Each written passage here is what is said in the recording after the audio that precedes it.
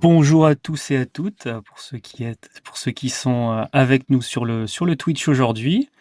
Alors, c'est une première avec deux invités en même temps. On va en profiter pour faire les présentations. Est-ce que quelqu'un a envie de commencer par se Vas-y, présenter? Moi, je Edouard, suis Rémi. à toi l'honneur. Je me présente pas, je suis toujours la même tête. J'ai un rôle de tech évangéliste à OVH. Et on fait par ordre alphabétique, Antonin? Bon, allez, vas-y. Et donc, moi, je Est-ce suis que tu Antonin peux... Good. Je suis product manager sur nos produits de stockage et notamment stockage objet, dont on va parler aujourd'hui, et aussi nos offres d'archivage. Donc, quatrième année chez OVH Cloud et depuis 4 ans sur le sto. Pas mal. Donc ça, je pense en 4 ans, tu auras quelques petites choses à nous dire. Ça va être sympa. Et on va passer à Édouard. Vas-y, on t'écoute. Eh bien moi, Edouard, je suis team lead dans la team Object Storage qui opère le service. Je suis au VH depuis bientôt 13 ans. J'étais pas dans Un l'Object peu plus Storage au ancien, début, un peu mais plus ouais, un ancien. peu plus en soi. Mais oui, je fais de l'Object Storage depuis pas mal d'années du coup. Bon, bah, c'est pas mal tout ça. Et donc, on n'avait effectivement pas menti dans le titre. On va pouvoir avoir des experts avec quelques années d'ancienneté sur les produits chez nous. Ça pourrait être sympa à la fois. Non, mais c'est sympa de pouvoir avoir une vision sur l'historique et puis avec des profils différents Combien pour d'années pour pouvoir toi, Rémi? échanger. Combien d'années pour toi? Bientôt 16. Bientôt 16. Dans un petit paquet d'équipes différentes, mais bientôt 16. Non, mais on va quand même essayer de trouver un moment ou un autre pour trouver quelqu'un qui pourra me dire non, mais j'étais là avant. La prochaine fois, on essaiera peut-être. Et on parle d'ancienneté, d'historique comme ça. Souvent, on se dit Object Storage, c'est quelque chose d'assez récent, enfin, plus ou moins pour la plupart des gens qui essayent, qui en parlent ou qui ont envie de l'implémenter, mais c'est pas si récent que ça. Je crois on a soufflé les 10 bougies Il me semble, oui. sur le produit. Euh, comment, euh, comment vous voyez l'évolution? Je veux dire, depuis le début, parce que ça n'a pas Mhm. commencé du tout comme ce qu'on peut voir actuellement en, Bah, si tu veux, en si tu me termes de permets, je peux produits. parler de l'historique de Bah vas-y, moi je trouve que ça peut être intéressant. comment c'est arrivé chez OVH, en tout cas ailleurs, je ne sais pas, mais en fait chez OVH, ça a commencé par Ubique, peut-être Ouais. certains connaissent, c'est une offre qui n'existe plus, mais c'est une offre de stockage pour un peu tout le monde. C'était pour faire du grand public. Oui, c'est ça, du grand public, exactement. Et donc, il y avait un petit client de synchronisation. Hmm. Et côté infrastructure, vu qu'on est là pour parler aussi technique, au début, c'était du file storage, donc des gros NAS, avec devant, il me semble que c'était du WebDAV, donc voilà, protocole Ouais. HTTP un peu enrichi pour faire du stockage. Mais en Et ça a interne, on s'est rapidement rendu compte, changé, je pense. voilà, en interne, on s'est rendu compte qu'en termes de scaling, en fait, le file c'est bien, mais en termes de scaling, ça peut vite être galère quand Hmm. on a des terras et des terras de données. Et donc, en faisant de la recherche, simplement, on est tombé sur OpenStack Swift. Parce que Donc c'était l'époque où OpenStack, on faisait les premiers tests pour déployer du public cloud aussi. c'est Et ça. c'est pour ça que ça avait été regardé dans la galaxie OpenStack à l'époque. C'est ça. Donc il y a la Galaxy OpenStack qui sont, c'est un logiciel open source qui permet d'opérer, enfin de mettre en place des infrastructures de type public cloud. Et elle a sa petite brique Swift qui du coup est la brique de stockage objet. Et donc petit à petit, le Ubique s'est migré vers de l'object Ouais, storage via OpenStack Swift. Un peu plus tard, ou enfin, je sais pas les timings exacts, mais il y a aussi du coup Runabove qui était, on ouais. va dire, l'ancien nom des Labs OVH. Qui testait des choses. C'est ça, des nouveautés. Et donc, Runabove, enfin, l'object storage est arrivé sur Oui. Runabove pour là plus un utilisage pas particulier, mais là plus d'API pour des administrateurs système ou quiconque qui veut faire Pour du un consommateur storage. plus technique. On va dire Oui, ça voilà, comme ça. exactement. Exactement. Et si je peux poursuivre un petit peu l'historique, ensuite, Runabove, enfin, l'offre public cloud est arrivée Ouais. sur OVH.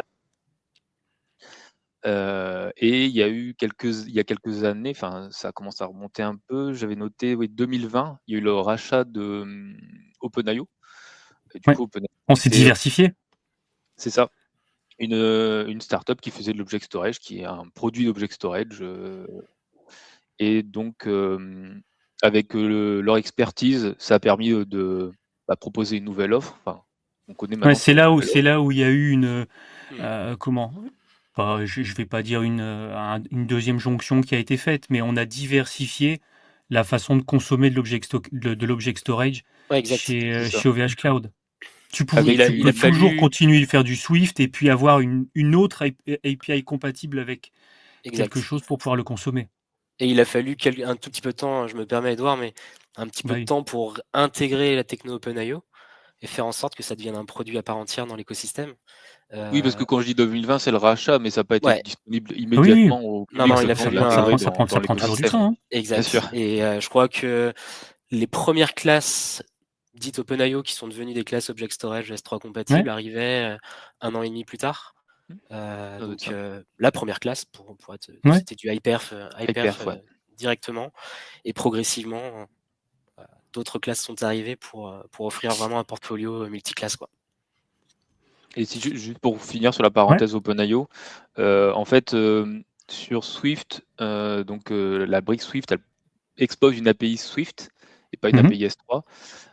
Ils ont intégré au fur et à mesure, dans la communauté, ils ont intégré une compatibilité S3, mais pas aussi complète que ce qui avait Oui. déjà été fait côté OpenIO. Et du coup, cette acquisition a permis aussi d'aller plus loin et d'accélérer le Ça a permis panel d'avoir plus de features. exactement, c'est ça. Et il y en a encore, hein, on en parlera peut-être un peu après de ce qui pourrait arriver bientôt. Mais oui, par rapport à ce qu'on avait sur côté l'offre Legacy, il y a beaucoup Ouais, plus de choses sur la nouvelle offre, quoi. Ouais, non, puis c'est intéressant de le voir aussi, tu sais, à travers le temps, dans le sens où c'est arrivé à travers une évolution, parce que aussi les besoins ont un peu évolué. On veut stocker plus, peut-être des fichiers qui sont de taille différente de ce qu'on voulait stocker à la base, ou avoir des types de consommation ouais. différents. Je pense on en reparlera un petit peu après, mais c'est intéressant de le voir à travers une chronologie. Bah, non, le fait d'avoir envie de stocker des choses dans un bucket et plus forcément faire un AirSync ou un FTP quelque part. Euh, on Mais peut tu toujours sais, être amené à le faire, ouais, mais je trouve que l'un des points qui était hyper important dans ce qu'évoquait Edouard, c'est que il a fallu faire la bascule vers une nouvelle offre, donc de par le rachat d'OpenIO, et faire en sorte qu'elle devienne la plus générique possible. Et ça, je pense qu'on oui, va en discuter, mais faire en sorte que ça puisse être une offre d'object storage qui puisse travailler aussi bien pour du backup traditionnel, je dirais, ouais. et des usages un peu plus exotiques qui vont venir solliciter l'infra d'une autre manière. Et donc, avoir cette approche dite general purpose, Ouais. c'est le défi du quotidien de nos équipes, très clairement. Ouais. Bah, Ouais, j'imagine bien. j'allais dire, je me souviens que j'étais présent sur site, à l'événement, le Summit, dans lequel on avait annoncé la dispo de la PS3 sur l'ancienne offre, et on voyait que c'était extrêmement attendu, hein, pour la compatibilité avec plein d'outils. C'était primordial d'accélérer le développement de cette API. Et c'est une des raisons pour lesquelles l'object storage se retrouve un petit peu central maintenant dans des stratégies cloud, c'est que de par l'écosystème que T'en as besoin. Enfin, les AWS a applis en ont créé via besoin. ce standard, voilà, Mm. ça fait qu'aujourd'hui, finalement, il y a tellement d'outils qui sont S3 compatibles et qui ont ça nativement aussi, que bah, ça devient de facto un standard de marché et une capacité derrière de pouvoir créer une interopérabilité entre les outils. Ouais.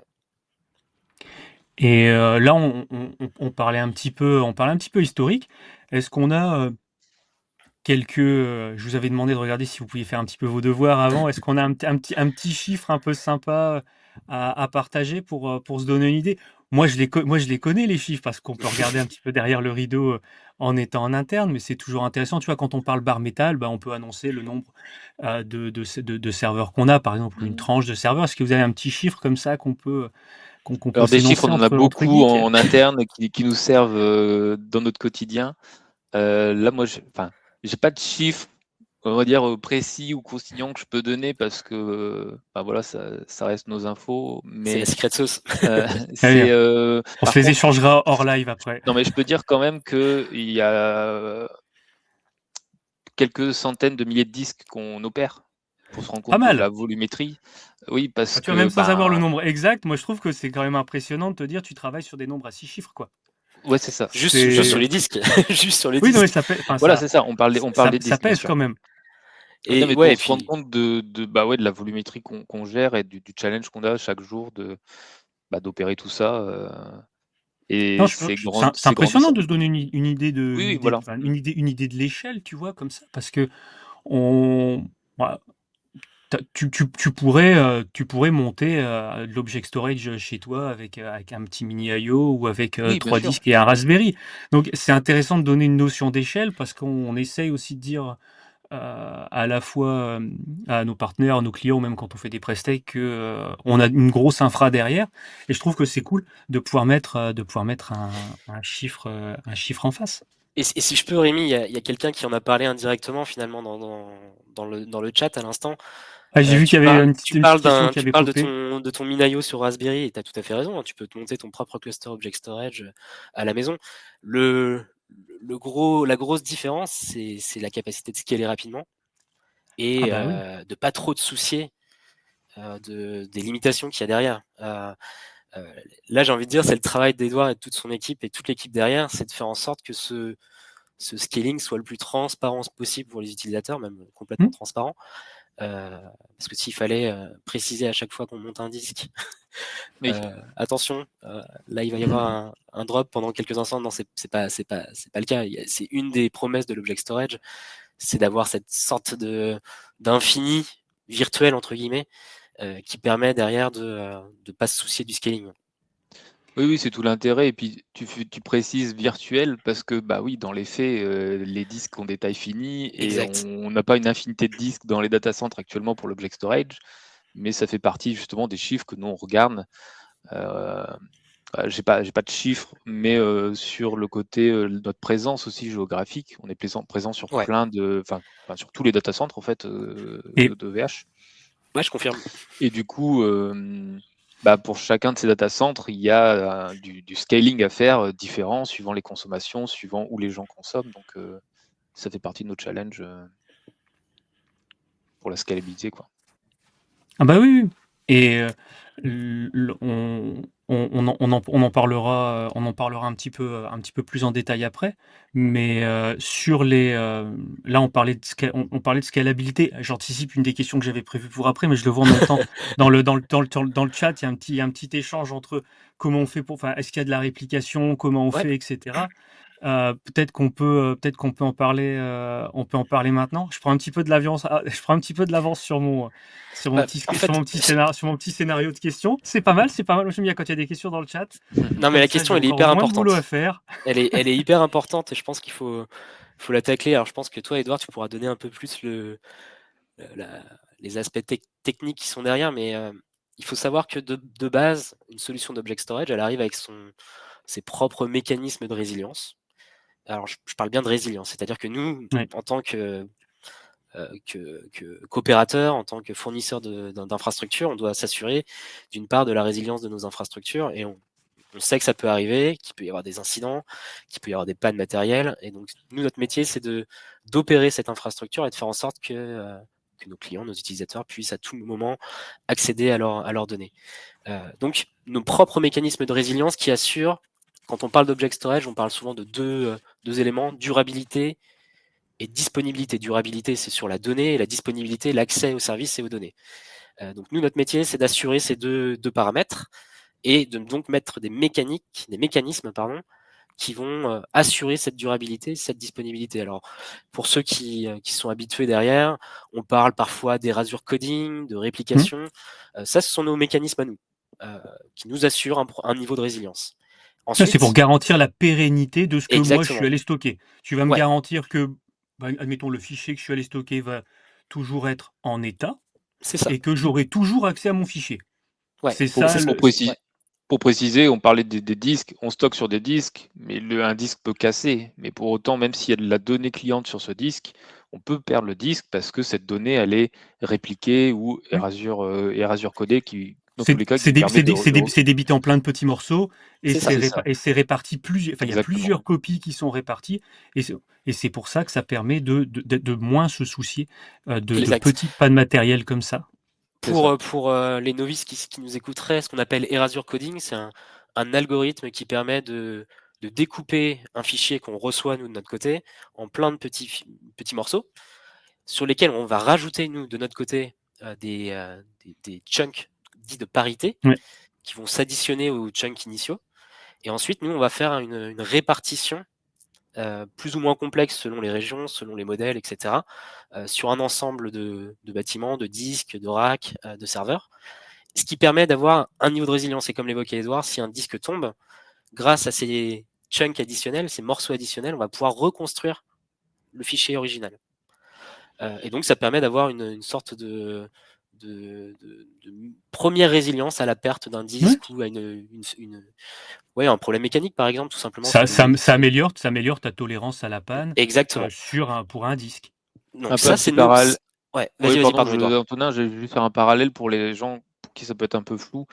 Si le RAID 5, par exemple, ça parle à certaines personnes, un RAID 5, c'est un RAID de disque sur 3 disques, et le troisième, mais qui peut être le premier ou celui du milieu. Un des trois, quoi. Un des trois arrive à reconstruire avec les infos des deux autres. Exactement. Par la magie des mathématiques. C'est ça. Et justement, ça, ce sont nos mécanismes de résilience. Je dis bien ceux internes. Oui, c'est pour nous, en interne. Il faut bien noter que sur une offre comme celle-ci, comme sur d'autres offres de stockage cloud, il y a un modèle de responsabilité partagée.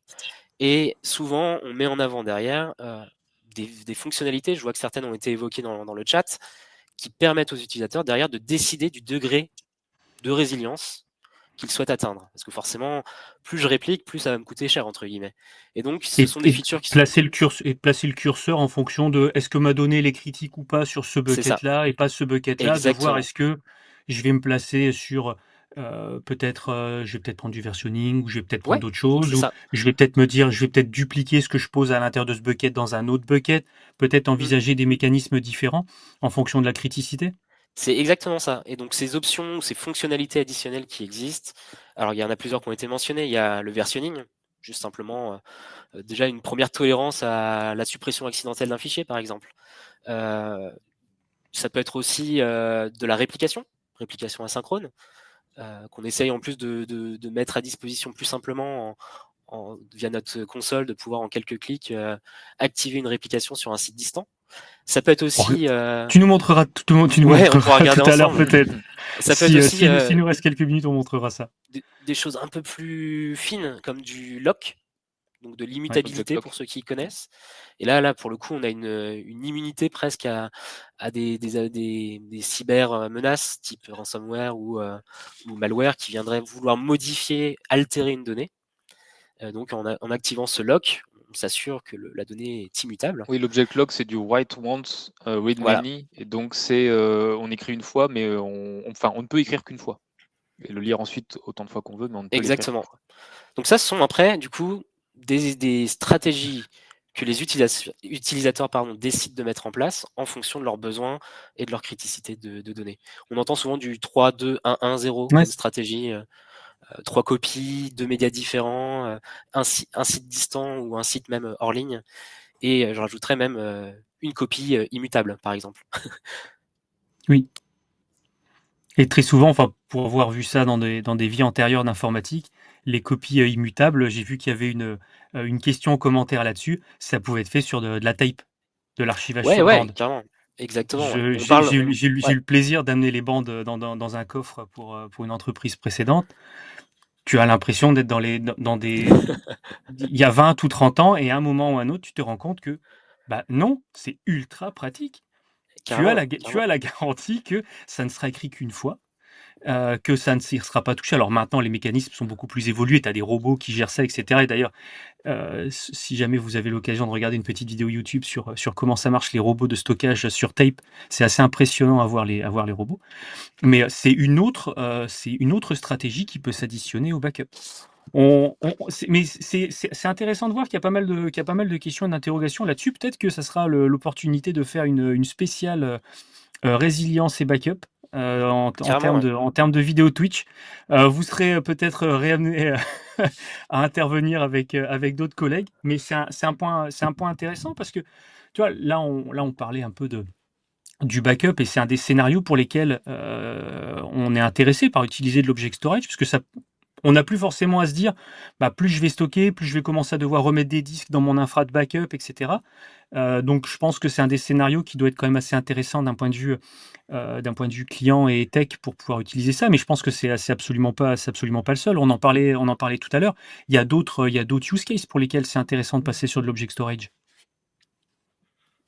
Oui, Vas-y, Edouard, effectivement, il y a pas que la je te lance la sauvegarde. balle. Ah, sinon je les liste, hein, si tu veux. Non, mais enfin, moi je sais que, bah, notamment quand il y a eu l'offre Hyperf, à l'époque, on parlait beaucoup de big data. Alors je sais pas si c'est un terme encore employé en 2026. Maintenant, finalement, on Ça a va été, plus parler ça a été d'intelligence rebrandé. artificielle et entraîner des modèles. Et on entraîne des modèles sur des gros volumétries de données, de grosses volumétries de données qu'on pouvait assimiler à du big data à l'époque. Hmm. Donc, mais oui, moi je pense à ce cas d'usage. Après, je sais que dans nos équipes chez OVH, on a plein d'offres qui, derrière, en fait, utilisent de l'object storage sans forcément que ça soit écrit ou mis en avant. Oui. Mais tu vois, je pense par exemple à LDP, Log Data Platform. Donc, Ah, c'est vrai que c'est stocké comme ça, ouais. il y a des données chaudes qui sont dans leur cluster, je n'ai pas les détails, mais je sais que les données froides, si on dit qu'on veut garder les données les logs pendant, je sais pas, 1 an, 3 ans, et ben, il y a un offload qui est fait derrière sur de l'object storage. Non, mais c'est ultra sur pratique d'avoir ce type d'option. Bah, tout Ouais, à fait. tout à fait. Images des instances, pareil. Oui, sur le public cloud sont stockées chez nous. OpenStack, exactement. Et là, pour le coup, ça peut être plus visible parfois selon les solutions, mais la data platform, elle aussi, a une partie du back-end sur de l'object storage. Donc, c'est les usages. Nous-mêmes, au VH Cloud, on utilise pas mal l'object storage pour backer un certain nombre de nos services, soit pour du stockage primaire, soit du stockage secondaire. Ouais. C'est ça. Et moi, j'avais une petite question là-dessus sur les usages internes. Alors, ok, on est client nous-mêmes de notre propre solution, mais en termes de mainteneur d'infrastructure d'object storage, est-ce que ça change quelque chose par rapport à ce qu'on faisait avant quand on maintenait des clusters de données? Quand on maintenait par exemple du file storage, du block storage, est-ce que ça, en termes de maintenabilité, ça nous apporte une certaine flexibilité? Moi, j'aurais tendance à dire que oui, mais est-ce que ça rend la vie un petit peu plus facile de travailler avec ce genre de type de techno par rapport à ce qu'on pouvait avoir avant? Tu sais, quand on avait des grands filers de 150 Tera à l'intérieur qui poussaient de la donnée en NFS, où là, effectivement, moi je me souviens pour avoir fait des interventions sur ce type de machine, c'était toujours un petit peu critique parce que tu sais que bah, la seule copie ou une des seules copies d'informations peut être dessus, ou même quand tu fais ça chez toi, hein, ton NAS il a 3 disques, tu dois en changer un, Oui. tu croises les doigts pendant que tu le fais.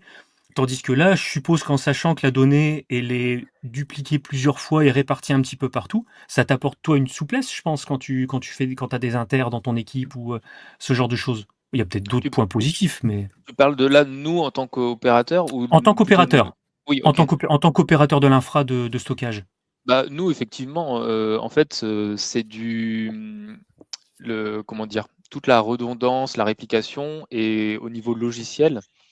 Et du coup, en termes de maintenance, c'est vrai que bah, c'est simplifié par rapport aux autres mécanismes que tu présentais avant. Et bah, de fait, nous, on a des robots qui tournent en permanence pour, dès qu'on a une alerte sur un disque, l'information est prise, il y a des créations d'interventions qui sont faites pour qu'en data center, nos collègues puissent faire les remplacements de disques dès qu'ils ont Oui. un moment. Et tout ça, c'est sans les mains parce qu'on a mis les choses en Oui. place. Mais ça fait justement partie de notre boulot de faire que tout ça soit automatisé. Et c'est vrai que je sais que les collègues sur d'autres solutions, il n'y a pas forcément la possibilité d'avoir autant de flexibilité ou de sans les mains, quoi. Oui. Et quand tu regardes l'infra comme ça, typiquement pour planifier les tâches de maintenance, de remplacement, de choses comme ça, il y a des métriques clés que vous regardez pour vous dire, là, la qualité de service, elle est optimale, ou là, il va falloir prévoir une intervention parce que tu as des genre quelques métriques où c'est vraiment celles qui sont super importantes et sur lesquelles vous avez les yeux rivés et peut-être le Grafana sur le côté Il avec n'y a, les. y a pas de métriques qu'on va regarder qui vont nous permettre de dire attention, là il faut faire une intervention parce que les interventions elles sont faites automatiquement par Ok, comme je disais, les disques qui tombent en erreur, etc. Par contre, nous au quotidien, il y a des métriques qu'on regarde, c'est les métriques de qualité de service. ok, Celle que j'ai en tête là qui me vient tout de suite, c'est le taux d'erreur en fait. Parce que si jamais il y a quelque chose qui coince quelque part dans l'infrastructure, on pourrait avoir, des clients pourraient recevoir une erreur 500, une erreur 503. ok. Et ça, on est extrêmement attentif à ces erreurs-là. Et du coup, alors il y a plein d'erreurs pour lesquelles on réessaye et ça fonctionne Mhm. dans la foulée. Il y a même du retry automatique qui sont faits et Oui, parfois c'est je me doute. complètement transparent grâce aux SDK qui sont bien conçus. Mais on est très attentif à ces erreurs-là. Donc je dirais en premier, c'est le taux d'erreur. Et si je me permets une deuxième, moi je pense au Vas-y. TTFB. TTFB, donc c'est Ouais, le time to first byte. Quand on fait un téléchargement de données, ouais, on peut pas se permettre de regarder juste le temps de la requête parce que si c'est quelqu'un qui fait un téléchargement de 5 gigas ou de 5 mégaoctets, oui. forcément on peut s'attendre que ce soit plus long si Long. ça met 5 gigas, mais pourtant c'est pas un problème. Time to first byte, c'est le temps qu'on met pour donner le premier octet. Et du coup, ce temps Peu est importe la taille du contenu, peu ce par la taille du temps-là, contenu. Ouais. tu peux le Exactement, regarder et le c'est ça. comparer Et du coup, pour que ça reste comparer entre relatif. les milliers et millions de requêtes qu'on reçoit chaque jour et observer des tendances et se dire tiens, là, il y a quelque chose qui décroche. Là, on va Ouais, ça porter peut te son permettre œil d'anticiper là-dessus. Et une anomalie quelque part ou tout du moins c'est ça. diriger le regard vers certaines parties d'infra si tu vois ton TTFB augmenter. C'est ça, ou corréler avec pas des incidents, Ouais, mais je veux dire des événements qu'on peut ouais. avoir dans l'infrastructure et se dire ah tiens, là, il s'est passé ça et dans le même temps, le TTFB a augmenté en Et regardant ce peut-être TTFB, il est hyper important parce que c'est ce qui aussi permet de distinguer des niveaux de performance. oui, Ah Très oui, souvent, tu vois, c'est assez intéressant que tu l'évoques, Edouard, parce que quand on a des discussions avec des utilisateurs, on nous parle de j'ai un niveau de performance attendu, mais le niveau de performance, il peut avoir une définition qui est complètement différente selon les utilisateurs. Parfois, on parle en latence, on parle en TTFB, comme on vient de le dire, ouais. ou dans En d'autres. BP peut-être pour certains. Ouais, voilà, des fois c'est en exactement. Mais passant, des fois c'est c'est Tout vrai à nombre de fait. requêtes par que c'est compliqué. seconde. Ah Ouais. oui, c'est Et donc, ce C'est vrai que c'est TTFB, compliqué parce qu'on vient d'un monde où souvent quand tu parlais de stockage, tu parlais en IOPS, sauf que là ça n'a exact. plus ça n'a C'est pas plus la même de saveur. ça n'a plus de sens. Enfin, je veux dire, si pour nous en interne en tant qu'opérateur, les collègues parlent en IOPS sur les machines sur lesquelles on va Hmm, stocker les fichiers, mais d'un point de vue client, quand toi tu récupères, tu lis ou tu pousses, tu hmm. fais un get ou tu fais un get ou un put ou un post. On va Donc plus parler en requêtes c'est par plus seconde. On voilà, va c'est plus du tout distinguer les si mêmes c'est métriques, ouais. de la lecture, de la suppression, ou de l'upload. Donc oui, oui, c'est Et du coup, ce TTFB, il a une incidence directe selon les médias qui sont utilisés derrière aussi, selon les technos qu'on utilise. Et donc forcément, c'est pour cette raison aussi qu'on a sorti différentes classes au fur et à mesure des années, des classes qui sont plus typées sur des TTFB avec je dirais un jitter qui est plus bas. Je pense aux classes OK. Hyperf qui sont bien maîtrisées en termes de TTFB et qui sont de l'ordre de la milliseconde et ça dépote. Mais donc là, tu es un peu Et plus tu un peu plus agressif sur le moment où sur ta vitesse de récupération ou de put de ton information. ouais, et puis surtout sur la longueur, être en capacité d'avoir quelque chose d'hyper OK. maîtrisé. Alors on n'est pas sur du temps réel, attention, hein, au sens système embarqué, je dirais. Oui, oui, oui. On n'est pas non plus dans une maîtrise du jitter qui peut pas sortir d'une fourchette donnée, parce qu'il y a quand même des incidences, c'est une infra Oui, oui. mutualisée et on n'est jamais à l'abri qu'il y ait un moment un énorme pic. Et donc nous, c'est tout notre métier d'essayer de jouer. Et c'est un métier d'équilibriste, de pouvoir toujours assurer la disponibilité du service, ça c'est notre quotidien, mais aussi pouvoir faire face à des pics d'usage qui sont énormes.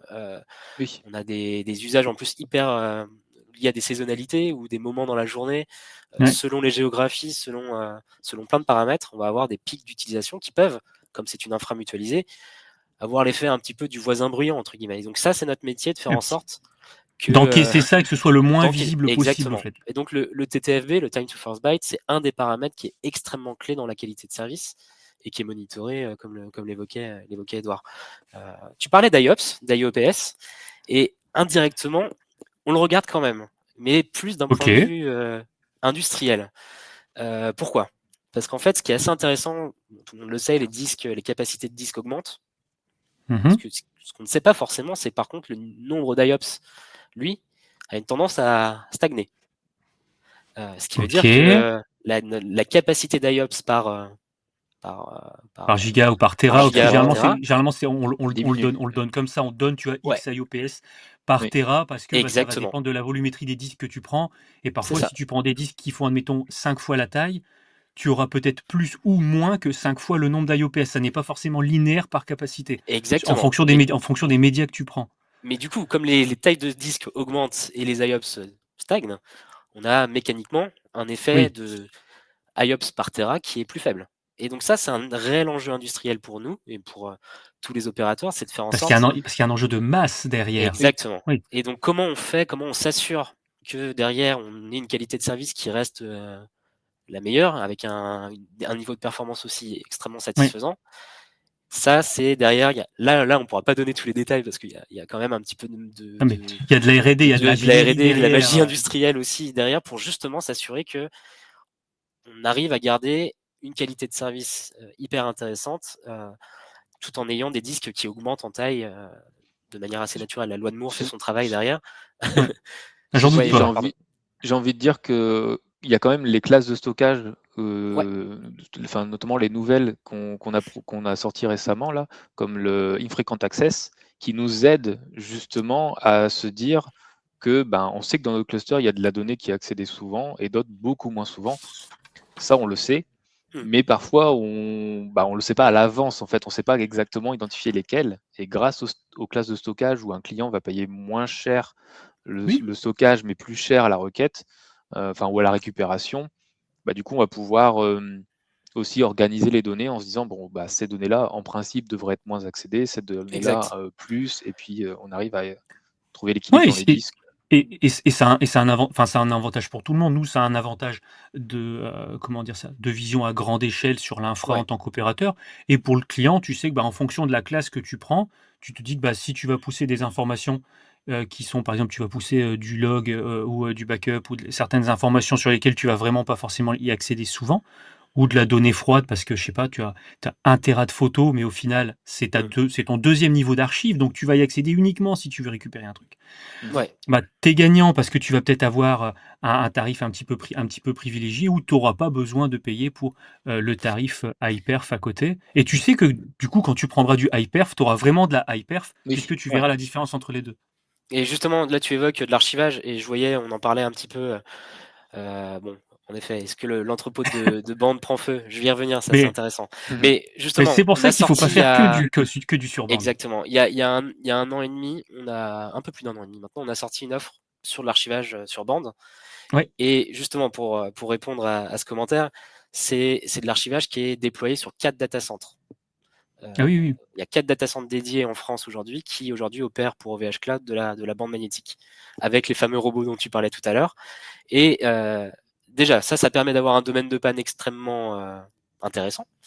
La donnée est éclatée et répartie sur vraiment géographiquement. Ils sont à plusieurs centaines de kilomètres. Plusieurs centaines de kilomètres les uns des autres. Et puis évidemment, par contre, là, si on parle de TTFB, c'est plus la même histoire. Tu vas pas chercher de la perf sur ce genre de médias. Tu cherches essentiellement un coût moindre.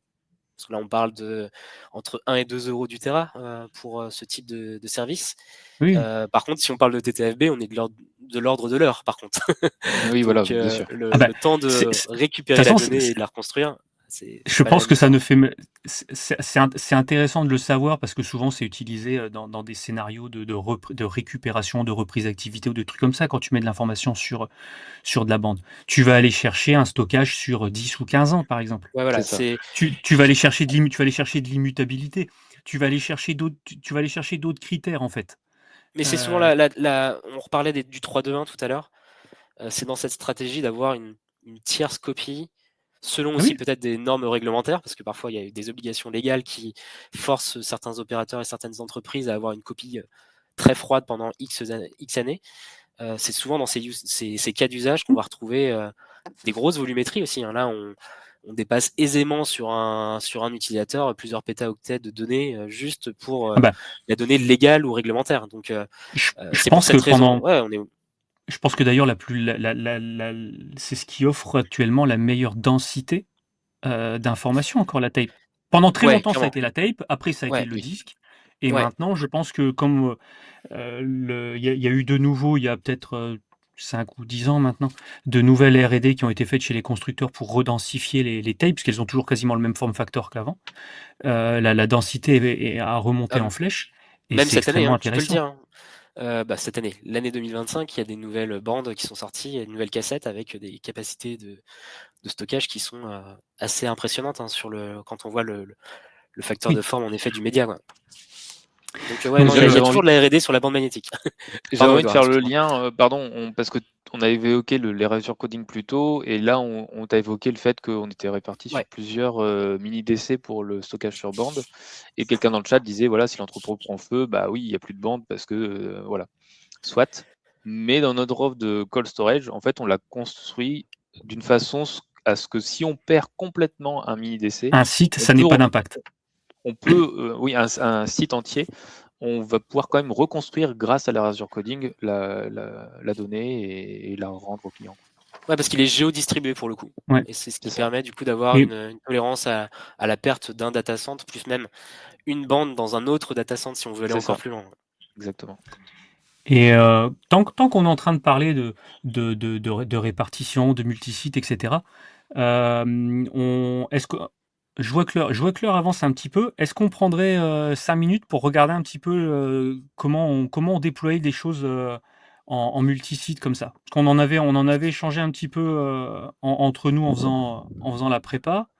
Attends, je pense que c'est l'autre écran, celui-là, Alors c'est le attends, mien. peut-être que je vais avoir besoin de partager le mien, je sais pas Ouais, où je suis. vas-y. Tac, tac, tac. Je te Alors, donne est-ce 30 que. secondes. Pendant ce temps-là, j'explique ce qu'on Ouais, va vas-y, faire. vas-y. C'est très très bien de ne pas être tout seul en live. Donc en fait, on était en train d'échanger sur le fait que bon, l'object storage, on en consomme, c'est facile, il y a du CLI, on peut déployer ses buckets par Terraform, etc. Mais bah, ça reste quand même pratique de pouvoir faire un petit clic-clic quelque part et d'avoir une bonne visibilité sur ce qu'on a fait, le paramétrage qu'on a fait sur son bucket, parce qu'il y a de plus en plus d'options qu'on expose et avec lesquelles on est compatible avec le temps.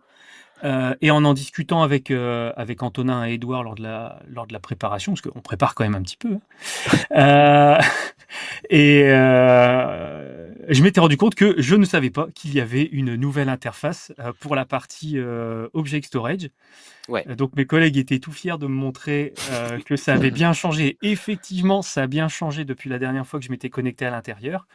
Et on s'est dit que ça pouvait être sympa de montrer un petit peu les différences qu'il y avait par rapport à avant, parce que je trouve que c'est beaucoup plus complet et on voit vraiment les différences qu'on pouvait avoir avec avant ou ce qu'on va appeler le legacy avec Swift où bah, on crée un espace dans lequel on a d'object storage où on allait juste pousser ces informations.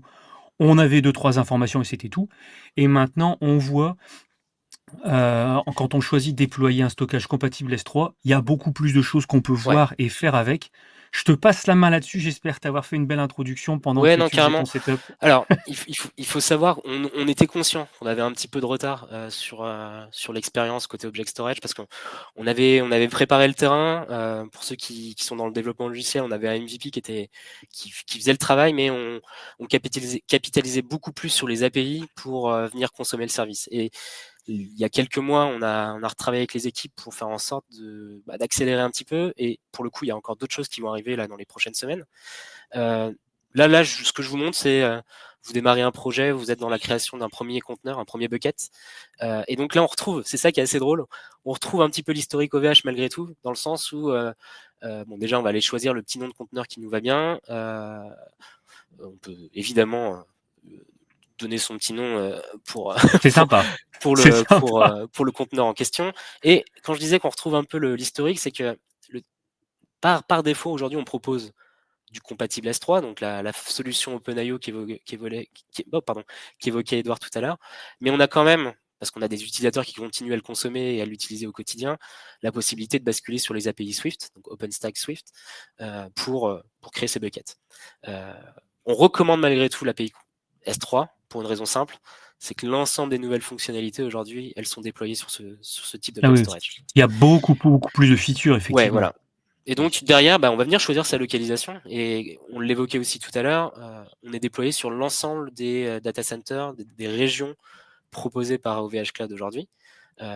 Donc ça commence à faire beaucoup. On a des régions multi AZ, donc cette fois-ci avec des data centres espacés de plusieurs dizaines de kilomètres. En l'occurrence, on a 2 régions comme ça. C'est Paris et Milan qui aujourd'hui existent en Europe. Et on va avoir des régions. Et ça, c'est quelque chose qui n'existe. Et ça, c'est quelque chose qui est relativement récent. Je dis ça pour ceux qui n'avaient pas forcément regardé nos news sur peut-être les 18 derniers mois. Ouais. C'est quelque chose qui n'existait pas avant. La notion DAISY, donc Zone Availability Zone, AZ, c'est une notion chez OVH qu'on utilisait déjà avec nos propres termes, puisqu'on utilisait les termes OpenStack avant. On a essayé de simplifier les choses pour que ce soit beaucoup plus compréhensible par rapport à ce qui est fait sur le marché aussi, et se mettre à utiliser le terme de DAISY comme ça. Oui, clairement. Et on a fait popper l'an dernier, donc les 2 sur 2025, pour Milan et Paris, effectivement. Donc ça, typiquement, ce sont des nouvelles choses qui sont relativement fraîches. Et justement, on parle de région 3AZ, qui est pour le coup le modèle avec haute disponibilité, dans le sens où là, on a un domaine de panne hyper intéressant. Si une AZ venait à tomber, le service est toujours fonctionnel et on peut toujours accéder aux données. On a mis en place, avec la sortie des régions 3AZ, la possibilité de pouvoir répliquer en un clic. C'est ce qu'on appelle de l'offsite réplication. Ouais. Une copie distante sur une classe plus tiède, infrequent access, dans une zone, dans une région tierce. Par exemple, je pourrais l'activer à Londres, à Gravelines, à Singapour si je voulais aussi. Mais ça, c'est intéressant parce que ça répondait à une question qu'on avait tout à l'heure sur comment on peut faire de la réplication, etc. Et ça, alors, on peut le faire. C'est quelque chose qu'on ne pouvait pas faire directement comme ça depuis le manager avant. Ouais, alors on peut le faire soit en un clic. J'allais dire, ça fait partie de tout un panel de fonctionnalités qui sont disponibles en API, mais qui maintenant sont aussi disponibles dans le manager. Et donc, en un clic, déjà, on est au courant qu'elle existe quand on crée son bucket dans le manager. Et en plus, on peut le faire facilement. Et c'est ça qui est assez récent et je trouvais sympathique à montrer. Complètement, parce que alors c'est vrai que pour une région 3AZ, c'est hyper intéressant de pouvoir faire une copie tiède sur une région 1AZ, donc à moindre coût, je dirais. À moindre coût. Et on permet aussi, évidemment, sans passer au moment de la création des buckets, de pouvoir le faire a posteriori, une fois que le bucket est créé, d'activer la réplication asynchrone et derrière de paramétrer sa propre stratégie avec peut-être juste des portions d'objets, de préfixes, des préfixes très spécifiques que je souhaite répliquer. Peut-être pas toute la volumétrie, on peut aller beaucoup plus loin ça peut être beaucoup plus fin. Exactement. Donc ensuite, on peut gérer les versions. Donc une autre option qu'on évoquait tout à l'heure comme étant un mécanisme de protection de données assez fort. L'object lock, l'immutabilité. On vient bien évidemment rattacher un utilisateur pour pouvoir tout simplement avoir un niveau de credential S3 et pouvoir interagir derrière avec les sets d'API. Et l'année dernière aussi, il y a un peu plus d'un an maintenant, on a aussi sorti un premier niveau de chiffrement, donc qui est proposé, ce qu'on appelle du SSE OMK, qui est géré depuis notre KMS. Et donc, SSE, c'est server-side encryption, c'est ça? Ouais, c'est le terme, je crois que chez Amazon, on appelle ça du SSE S3. Chez nous, c'est du SSE S3, mais qu'on appelle SSE OMK. OMK pour OVH Cloud Managed Keys. Et donc, l'idée ici, c'est que les clés sont gérées par OVH depuis notre KMS.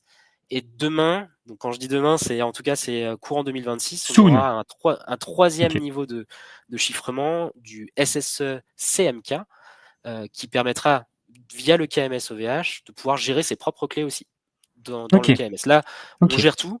Demain, vous aurez la possibilité de le gérer aussi depuis le KMS. Il y a un dernier niveau de chiffrement qui ne peut pas être proposé depuis le manager, mais qui est proposé par API, c'est le SSEC, où là, vous imaginez votre propre mécanique de clé de chiffrement complètement indépendant d'OVH que vous souhaitez utiliser pour vos requêtes sur vos objets et sur vos buckets. Donc une fois qu'on a fait tout ça, on a un petit on a un petit rappel, un petit résumé de l'ensemble des actions. Bon là, je vais pas m'amuser à tout créer dans le détail. On va aller voir sur mon projet. J'avais déjà créé un petit conteneur à Ouais. l'avance pour qu'on puisse voir en détail à quoi il ressemble. Donc là, c'est là où on a retravaillé aussi un petit peu l'interface. On l'a pas dit tout à c'est un l'heure. peu changé. Ouais, on l'a pas dit tout à l'heure avec Edouard, mais la particularité de l'object storage, c'est que c'est en fait tous les objets sont indépendants. Il n'y a pas de lien logique, il n'y a pas de hiérarchie, comme on pourrait l'avoir sur un NAS via du file storage avec un file system. Ce qui fait que hiérarchiquement, en fait, c'est tout plat. Par contre, on peut créer une sorte de hiérarchie virtuelle grâce aux préfixes. Et donc, on a voulu ramener cette lisibilité, cette capacité à naviguer dans les données en utilisant les préfixes que les utilisateurs utiliseraient au moment de l'upload de leurs objets. Donc, au moment où vous venez ajouter des objets, vous choisissez les classes de stockage, vous pouvez entrer un préfixe et ce préfixe pourra être réutilisé derrière pour pouvoir se balader et naviguer au sein des différents objets présents dans le bucket. Là, on sait qu'on a des petites choses encore sur lesquelles on veut travailler. On a des limitations sur le nombre d'objets qu'on va pouvoir afficher. Parce qu'encore une fois, c'est pas un explorateur de fichiers. Si vous avez, nous, on a des utilisateurs qui ont des dizaines de milliards d'objets. Vous pensez bien que ça va être impossible de les afficher en front dans le navigateur. Donc, pour des très gros volumes d'objets, on invite et on continue à inviter nos utilisateurs à basculer sur de l'API et à gérer ces volumes en direct via des requêtes. Oui, ou à utiliser un client spécifique pour faire exactement. ça. Oui, et puis on peut imaginer qu'un client qui a des milliards d'objets ne s'attend pas forcément à le consulter dans un web de lister ses objets. Enfin, voilà, c'est pas exactement. Là, je trouve que c'est une feature qui est sympa à voir, ça dépanne. Ouais. Mais à partir d'une certaine volumétrie ou d'un certain nombre de fichiers, il faut passer soit effectivement le faire par API, peut-être scripter des choses par CLI ou utiliser un outil dédié. C'est pas du tout déconnant. Oui, puis ça permet à quelqu'un qui débute dans l'object storage d'être accompagné par les interfaces et de comprendre un peu ce qui est en train de se passer, notamment le versionning. Tu vas peut-être en parler là, Antonin. Ouais, carrément. Là, on l'a vu, on l'a activé au moment. Alors non, t'as tout activé, ok, c'est cool.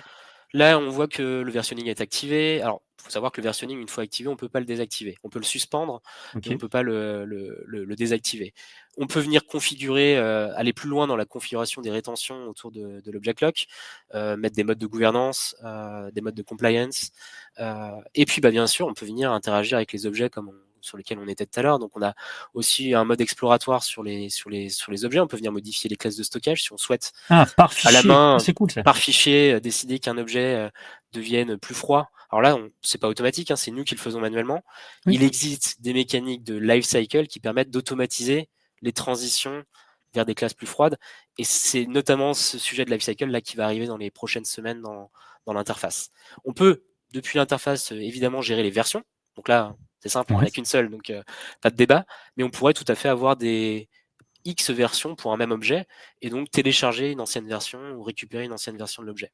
Donc on peut aller assez loin et assez finement dans la lecture des données. On pourrait, si évidemment nous en avions, lire les versions directement dans l'arborescence. C'est possible. Et comme je l'évoquais tout à l'heure, la réplication, on peut aussi la gérer directement depuis l'interface. Donc on peut faire ses propres règles de réplication asynchrone, comme on le précise ici. La réplication sous-entend l'activation du versionning, c'est un prérequis. Donc si toutefois vous souhaitez commencer à activer une réplication sur un bucket distant, il faut que ce bucket distant soit lui-même versionné pour pouvoir fonctionner. Et donc progressivement, on va pouvoir créer. Alors là, je ne peux pas créer de règles parce que tout simplement, je n'ai qu'un seul bucket dans mon projet. Donc il faut les créer à l'avance. Et une fois que les buckets sont prêts, on pourra lancer les. Et après, tu peux les linker. Ouais. Et donc, tiens, c'est aussi l'occasion, Rémi, je me permets. Vas-y, écoute, on joue avec l'interface en direct, mais c'est vrai, j'avais vu ça. On est en bêta, mais on peut venir aussi interagir avec notre object storage via les API et depuis le Cloud Shell directement. Cloud Shell direct. Ouais, donc on peut venir, si on fait un petit test ici. Je vais faire un petit help. On a l'ensemble des features là que je vous ai présentées, qui sont également disponibles en ligne de commande. Donc on pourrait s'amuser et venir jouer avec l'ensemble du. Je ne sais pas si je vais essayer de récupérer mon. Typiquement, si tu as des opérations à faire sur beaucoup de fichiers, etc., tu vas profiter des opportunités qui te sont données par le Cloud Shell pour pouvoir le faire comme ça. Exactement. Je ne sais pas si ça va marcher ce que je veux faire. Hop. Donc là, je vais tente. un listing du bucket sur lequel on était. Donc, je l'ai pas paramétré à l'avance, donc c'est pour ça que je mets en dur l'ID de mon projet. Mais je peux venir lister. Là, on retrouve, vous vous souvenez, le petit bucket sur lequel Oui, j'étais, oui. et qui nous permet d'aller interagir le Cloud Shell, mais aussi on a la CLI qui a été déployée, qui permet d'aller jouer en ligne de commande avec l'ensemble des services. Donc c'est assez intéressant parce que ça permet pour différentes expériences, différentes manières d'interagir avec en l'occurrence nos ressources Object Storage, mais avec tous les autres produits. Là, je suis directement sur la partie cloud, public cloud, je dirais, mais Mhm. si je reviens un petit peu en arrière sur le Cloud Shell, je pourrais aller OVH Cloud, et si je fais un petit help ici, vous voyez, il y a l'ensemble des produits ou des familles de produits qu'on Ouais, peut donc tu peux retrouver. Et on toucher à peut beaucoup de jouer, choses. on peut jouer avec pas mal de choses depuis la C'est le pendant de CLI. l'API OVH.com. Ouais. Exactement. C'est une manière d'interagir avec notre API OVH directement dans le control panel, donc dans la console, de Oui, tester un certain nombre de choses. Et moi, je trouve ça hyper intéressant. En tout cas, personnellement, je l'utilise régulièrement pour interagir avec les services. Ok. Bah franchement, moi je trouve que c'est pas mal de voir les différentes évolutions qu'il y a eu dans le control panel comme ça, parce que la dernière fois que j'avais créé des buckets, ça remontait un petit peu, et effectivement de voir les options directement consommables comme ça, c'est pas mal. Donc là, on a vu un peu les évolutions dans la façon dont on le propose à la consommation, et le temps avance un petit peu, et j'aurais aimé poser peut-être ma dernière question là-dessus sur. On a parlé des évolutions un petit peu du stockage, on a parlé de tape tout à l'heure, on a parlé de l'évolution ou de la non-évolution des IOPS par volumétrie. Est-ce qu'il y a des choses que vous regardez en ce moment, des technos ou des choses sur lesquelles vous gardez un œil, ou des usages que vous scrutez un petit peu pour l'utilisation chez OVH? Peut-être, je sais, au début, j'ai pas forcément, je ne sais pas forcément ce que vous allez me dire, donc si ça se trouve, vous allez me dire non, non, Rémi, c'est c'est top secret, on ne te dira rien du tout, ou vous avez peut-être un petit truc à partager. C'est vraiment une question ouverte et dont la réponse n'est pas scriptée. Non, je sais pas si toi, Edouard, tu voulais dire quelque chose en particulier. Oui, il y a plusieurs choses qui me viennent en tête. Il y a d'autres formats de disques. C'est pas moi qui fais les études en ce moment, mais il y a des technologies de disques différentes qui permettent Ok. d'écrire plus de données avec de manière un peu séquentielle. J'ai plus le terme là en tête, mais je sais que voilà, on se renseigne un peu. En fait, notre métier c'est le stockage, donc les disques, donc toutes Oui. les nouvelles technologies, les nouveaux disques, on se renseigne, on essaye. Et après, j'ai envie de dire. C'est un peu un sujet très présent en ce moment, mais tout ce qui est autour de l'intelligence artificielle, Ouais. où on pourrait faire de la prédiction de panne ou des analyses de logs Ah, c'est vrai. avec les modèles les LLM, où on pourrait alimenter un modèle pour voilà, des analyses de comportement et simplifier notre quotidien. Voilà, sur deux exemples que là j'ai en tête qui me viennent, mais Alors ça, c'est la vue infrastructure pour le coup, et c'est intéressant. Ouais, ouais. Je Ouais. parlais côté Non, infrastructure, mais non, je non, sais mais pas toi, Antonin, toi, si tu en c'est tête, mais intéressant de se projeter sur des nouveaux outils pour venir un peu Mm. aider, peut-être à scaler encore plus vite, tu sais, pour certains besoins, ou à déployer des nouvelles destinations plus vite. Mais Et toi, peut-être tu voyais pour le plus coup, ouais. des avantages clients, Antonin? Ouais, pour le coup, je pense que tu vas le peut-être partager juste après, mais on a une roadmap publique sur lequel on essaye d'être assez transparent sur les sujets sur lesquels on travaille, sur les améliorations que l'on vise. Et en l'occurrence, sur Object Storage, ouais, on a une roadmap qui est pas particulièrement dense. On a des nouvelles classes de stockage qui vont arriver. On continue à avoir cette granularité, proposer via le lifecycle des capacités de faire transiter les données de données plus chaudes à des données plus froides. Ouais. Donc ça, on continue, et très Là, prochainement, on va avoir des... pour que Ouais, tu le vois, pardon. je sais pas si tu le vois je sais pas si tu le vois Oui, c'est bon, ouais. dans le retour du stream, mais j'ai partagé la roadmap. Alors, truc intéressant à savoir, c'est que notre roadmap, elle est publique sur GitHub. Donc, c'est assez facile pour y avoir accès. GitHub, org OVH, et on voit directement dans la partie projet. Vous avez accès à toute la roadmap. Donc le Et lien, on va vous le partager. Et vous pouvez voir, de la même façon que tout à l'heure, quand tu regardais le Cloud Shell, on voyait tous les produits parce qu'ils étaient linkés à l'API. Là, c'est pareil, on voit tous les produits. Donc là, on est en train de parler d'Object Storage. Donc, c'est dans Public Cloud Storage. C'est ça. Mais la session, on avait fait une session avec il y a quelques mois avec un collègue pour Rancher. Et ben c'est pareil, ils vont avoir leur propre section Manage Rancher Service, etc., etc. Quasiment tous les produits ont leur section, et ça permet de se renseigner à l'intérieur, de regarder un petit peu ce qu'il va y avoir. Et comme vous pouvez le voir, on a des sujets qui sont en acknowledge, donc ils ont été remontés, on regarde ce qu'on peut faire dessus. Il y en a certains qui sont priorisés, donc on essaie de leur trouver de la place pour pouvoir les réaliser. Certains sont en cours de planification et d'autres sont terminés ou en train d'être terminés. Donc ça vous permet de les suivre, ça vous permet de pousser, de mettre un commentaire, etc. Si Ouais. il y a des choses qui sont plus intéressantes que d'autres. C'est une des façons de pouvoir nous remonter un feedback sur nos produits. Mais en tout cas, n'hésitez pas à suivre la roadmap pour Public Cloud Storage. Il y a pas mal, il y a pas mal de choses qui seront à venir. Et puis, il y a, vas-y. il y a peut-être une chose on peut partager parce qu'on en a parlé. Alors, il y a plein de choses qu'on pourrait partager. Il y a un gros sujet sur lequel on travaille et on est hyper satisfait parce qu'on commence à toucher du bout du doigt son arrivée. C'est depuis presque 2 ans maintenant, les équipes travaillent sur vraiment une refonte d'une partie de notre back-end. Il y a un Ok. gros travail Oui.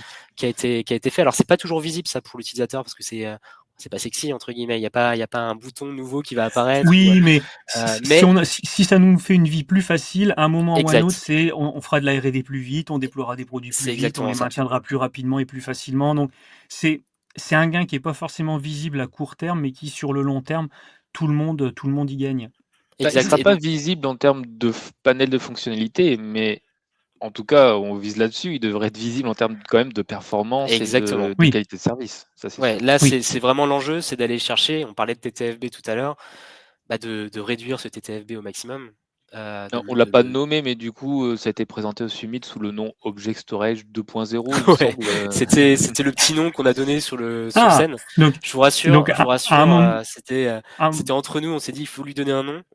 Donc il y aura un moment, il va apparaître, ouais, exactement là. et donc il Euh, apparaîtra à un moment ou à un autre dans la partie labs. Donc ouais, c'est la partie comment dire ça du site corporate sur laquelle on va pouvoir annoncer tout ce qui va être en alpha, en bêta, voilà les sujets sur lesquels on est en train de bosser. D'ailleurs, vos collègues côté file ont un ouais. projet qui actuellement est dans le labs. Donc à un moment ou à un autre, soon, on verra apparaître ici l'Object Storage 2.0. On verra si Alors il a il un aura autre peut-être un. titre d'ici là. Non, mais je peux même le dire, on est dessus et la page devrait arriver.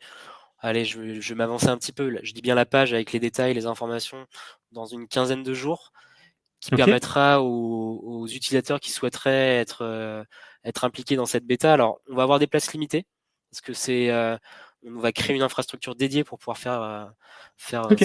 cette bêta privée. Ce sera pas une bêta open bar entre guillemets, Ça sera mais une bêta fermée. ce sera une bêta privée dans lequel on va chercher des utilisateurs qui ont des use cases qu'on aimerait bien tester avec eux et qui va permettre, comme l'a dit Edouard, là, d'aller taper des performances hyper intéressantes. En fait, ce qui nous intéresse dans cette nouvelle infra, c'est qu'on va pouvoir s'affranchir de limitations douces, moi j'appelle ça des soft limits, Ouais. que l'on a actuellement, qu'on est obligé d'afficher, Ok. qui assure un premier niveau de performance à nos clients. On sait qu'on peut aller beaucoup plus loin aujourd'hui, mais on est obligé de parler de garantie de perf qui est peut-être un peu basse. Elles sont un peu basses. Ok. Et ça, on veut faire sauter ces limitations pour que derrière, on puisse très rapidement atteindre des niveaux de performance hyper intéressants sur des use cases parfois extrêmement complexes. On sait que tous les providers d'Object Storage détestent ça, mais des volumes de petits fichiers Oui. énormes, Eh ben, c'est là où on peut se casser les dents très régulièrement. Je parle la oui. communauté tech dans sa globalité évidemment. Donc on veut réussir et on va réussir via cette Bah, très nouvelle bien. infra à s'en affranchir.